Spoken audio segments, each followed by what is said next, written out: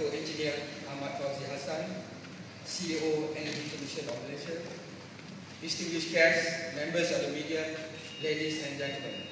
A very good morning and a warm welcome to the official launch of Malacca Corporation Berhad, wholly owned subsidiary Malacca Utilities Sdn Bhd.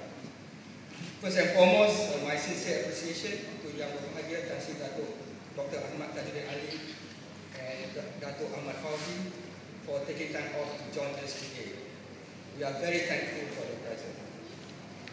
Malacca Utilities, formerly known as Mirasul Sdn Bhd, has enjoyed over a decade of success with a strong operation and maintenance track record.